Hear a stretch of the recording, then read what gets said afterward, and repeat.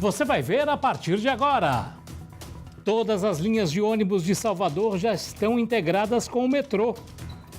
Até o próximo dia 31 de agosto, 88 milhões de trabalhadores brasileiros receberão o depósito da distribuição do FGTS.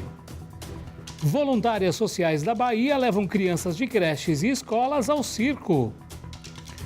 Índice de assertividade em cirurgias cardíacas é de quase 100%. Olá, eu sou Alexandre Coronago. O CNT Notícia está no ar. E todas as linhas de ônibus de Salvador já estão integradas ao metrô. Confira.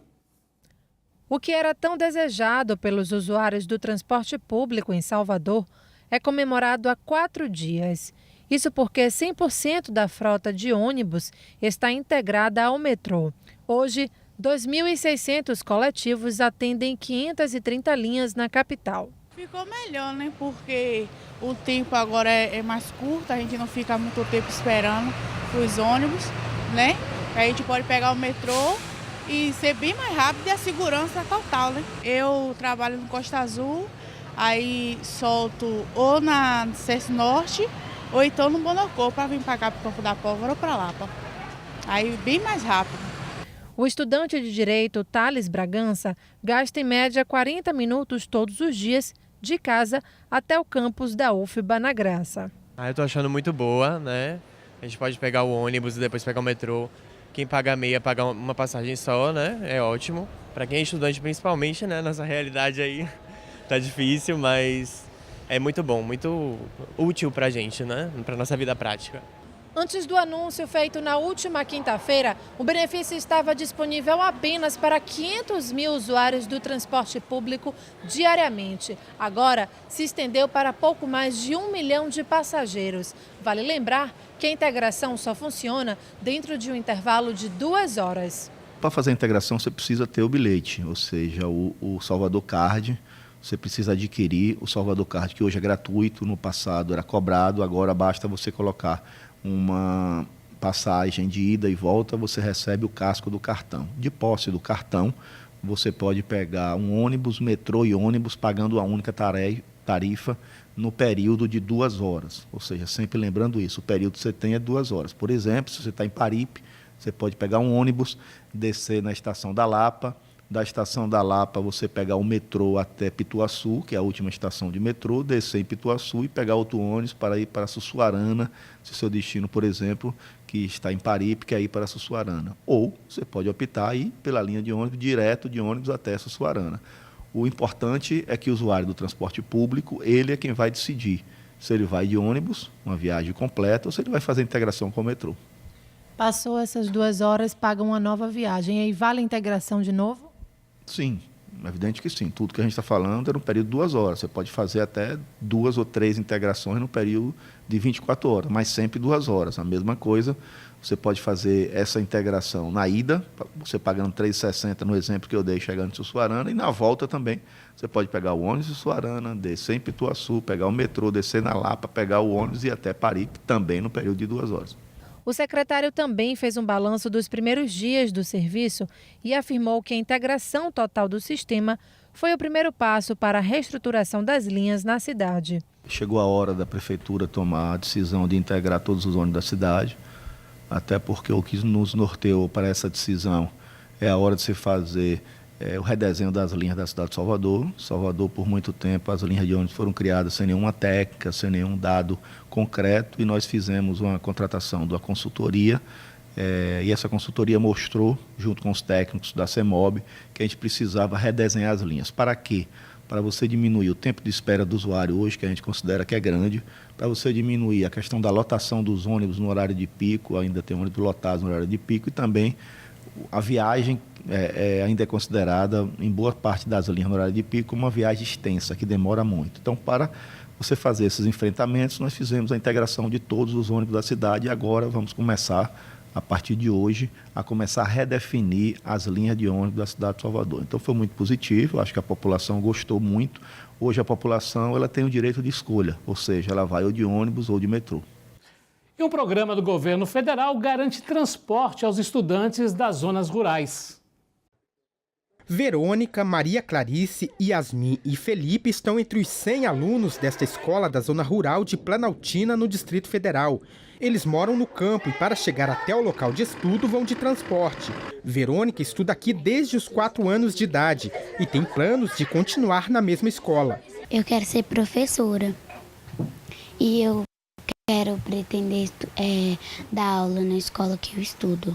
Porque aqui eu acho muito legal, tem transporte escolar para todas as crianças, busca todas as crianças em segurança, com conforto. Aí eu acho legal aqui.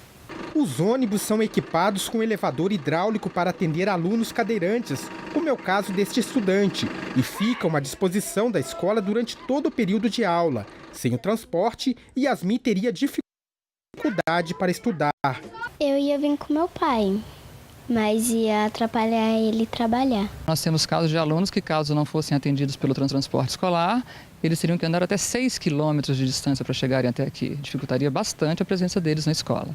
Esse transporte escolar para alunos da zona rural é mantido com dinheiro de um programa específico do Ministério da Educação. Os recursos do Programa Nacional de Apoio ao Transporte Escolar são liberados em 10 vezes e são destinados a despesas como reforma, seguro, licenciamento, impostos e taxas, manutenção de veículos ou embarcações e também no pagamento de serviços de terceiros para o transporte escolar. Neste mês, o Ministério da Educação liberou 55 milhões de reais para 26 estados. Os maiores volumes foram para a Bahia, Minas Gerais e Pará. São ações como essa que garantem que Felipe frequente as aulas todos os dias. Eu tinha que vir a pé, né? Porque fica difícil para o meu pai me trazer e ele ia perder o horário do serviço dele e eu ia dar para mim vir. E ficava difícil, o transporte está ajudando muito. Voluntárias sociais da Bahia levam crianças de creches e escolas ao circo. O mágico, a trapezista, o robô do cinema. Tudo ali, debaixo da grande tenda. A magia da arte circense provocou alegria, prendeu a atenção, causou espanto nas crianças de 14 creches e escolas de Salvador. Cada uma se encantou com uma atração. Ação das voluntárias sociais da Bahia, o passeio levou crianças de instituições do programa Mais Infância.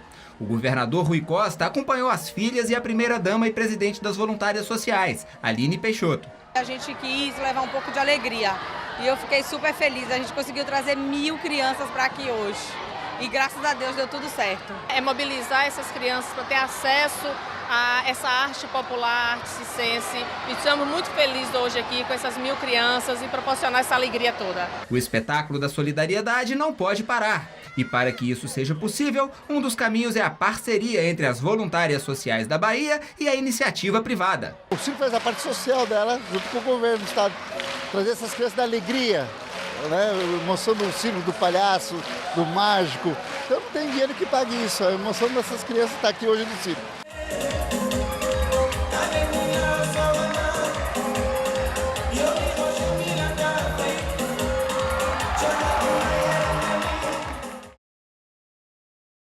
E você vai ver no próximo bloco, 88 milhões de brasileiros vão receber 50% da redistribuição do FGTS. Não saia daí, o CNT Notícia volta já.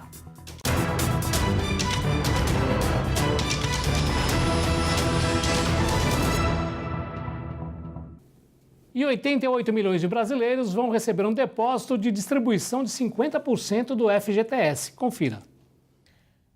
A mesma medida provisória que liberou o saque das contas inativas do FGTS traz outra novidade. Aproximadamente 250 milhões de contas pertencentes a 88 milhões de trabalhadores vão receber o depósito da distribuição de 50% dos lucros do benefício. De acordo com a Caixa Econômica Federal, um pouco mais de 7 bilhões de reais serão depositados, metade dos 14 bilhões de lucro obtido pelo fundo nas contas inativas e ativas dos trabalhadores que tinham saldo em 31 de dezembro de 2016. Quem já sacou o FGTS não precisa se preocupar. O pagamento será proporcional ao saldo que existia nas contas no último dia do ano passado e somado ao rendimento do fundo. E a BCS do Uruguai comemora aí 3 anos de serviços prestados à comunidade do Uruguai. A dona de casa, Nilzete, é moradora do bairro do Uruguai há 35 anos. Ela veio até a base comunitária em busca da assistência jurídica da Defensoria Pública. Esse é um dos muitos serviços oferecidos nas dependências da BCS e que facilitam a vida da comunidade. Às vezes a gente não tem nenhum transporte para chegar até no Ministério Público e ver esse trabalho por aqui é bom para cada um dos moradores. Esse e outros serviços, como avaliação médica e nutricional e emissão de documentos, fizeram parte das comemorações dos 3 anos de funcionamento da base comunitária. Mas isso não acontece só em dia de festa. Durante todo o ano, o local oferece à comunidade cursos e outras atividades. Uma delas é o Programa Educacional de Resistência às Drogas. Além de se tornar mais responsável, despertamos a responsabilidade dos outros, que estão ao nosso redor, dos alunos, dos professores, que também, dos educadores das escolas que atuam conosco e da própria comunidade que estão a todo tempo, a todo momento estão conosco, ao nosso redor. Em Salvador, além do bairro do Uruguai, outras 10 localidades contam com as bases comunitárias de segurança. Elas fazem parte do Pacto pela Vida e aproximam a polícia da comunidade. O policiamento de aproximação com a comunidade, de prevenção, é o policiamento que dá resultado. Então a gente procura trabalhar de forma preventiva antes que o crime aconteça, que a criminalidade se estenda na região. E o Posto Cidadão vai beneficiar mais de 40 mil pessoas no Oeste Baiano. A nova unidade da Rede Saque atende a mais de 49 mil moradores de Cocos, Jaborandi, Coribe e Feira da Mata, no Oeste Baiano. O Ponto Cidadão oferece serviços como emissão de documentos e intermediação para o trabalho. Nós vamos oferecer aqui vários serviços e com uma novidade. Nós estamos incorporando no primeiro Ponto Cidadão o serviço do Detran e o serviço do Planserv aqui para a região. E que acredito eu que vai atender na plenitude todos os cidadãos aqui do município. Durante as comemorações pelo aniversário de emancipação política de Cocos, o governador Rui Costa inaugurou a Praça da Cidadania e a nova pista do Aeródromo Municipal. Rui ainda autorizou o convênio do Programa Bahia Produtiva e entregou 1.100 títulos de certificado ambiental para famílias de pequenos agricultores. Para que o agricultor esteja legalmente regularizado, e vamos fazer mais. E por isso estamos colocando 1.200.000 com essa finalidade e mais 1.200.000 para apoiar e garantir que as nascentes sejam protegidas, que os rios sejam protegidos. E eu pedi também aqui a ajuda dos pequenos, dos médios e dos grandes agricultores, que eu acho que se todo mundo ajudar, nós teremos um meio ambiente preservado e com isso as novas gerações poderão sobreviver aqui no nosso planeta. E você vai ver no próximo bloco, índice de assertividade em cirurgias cardíacas é de quase 100%. Não saia daí, o CNT Notícia volta já.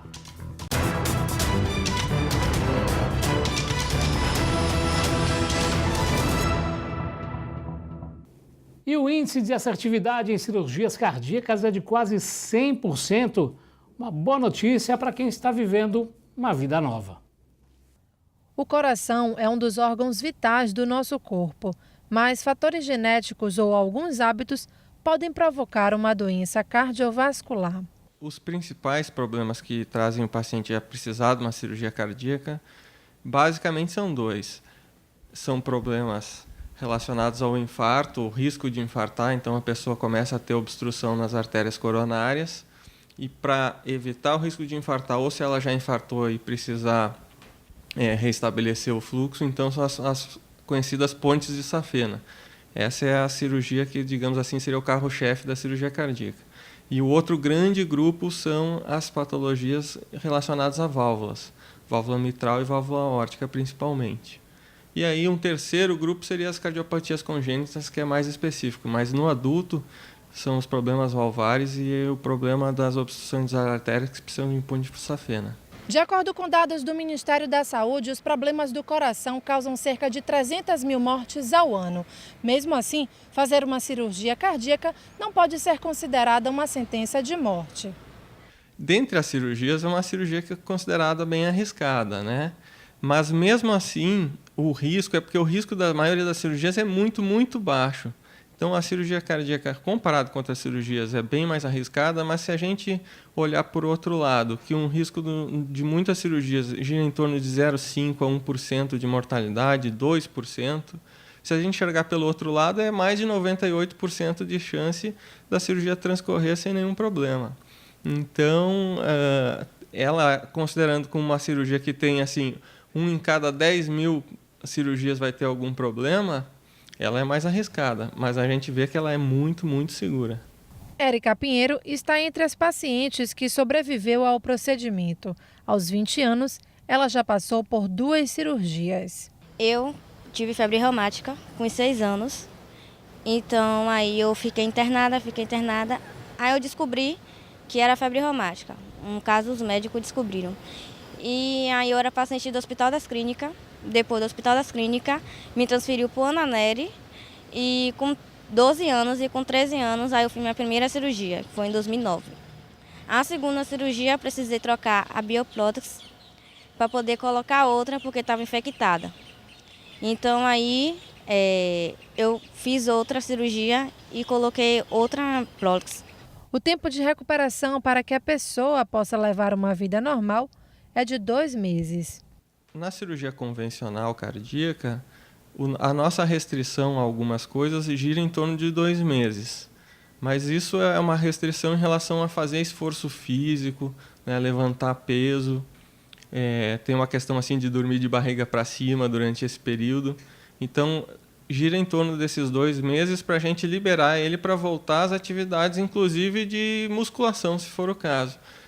Mas é uma cirurgia que, normalmente, no 2º, 3º dia de pós-operatório, ele está caminhando fora da cama. Tanto na alimentação quanto na atividade física, não há restrições após o período de recuperação.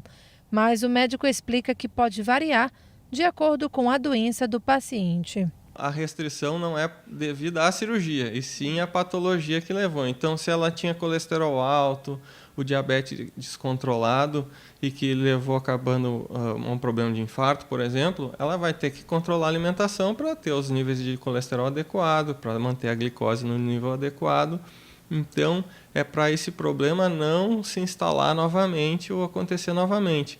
Mas não em relação ao procedimento cirúrgico em si. É para realmente controlar a doença que ela tem, que a cirurgia ela vai melhorar, mas ela não vai curar a pessoa desses problemas, como colesterol alto, pressão alta, o diabetes. E a partir do 2º dia a pessoa está caminhando. Então, caminhada é uma coisa que está liberada, digamos assim, ela teve alta e vai poder, e é recomendado que ela justamente inicie por essa atividade, que não exige equipamento nenhum e está disponível a qualquer pessoa, caminhar no seu próprio pátio, na sua casa.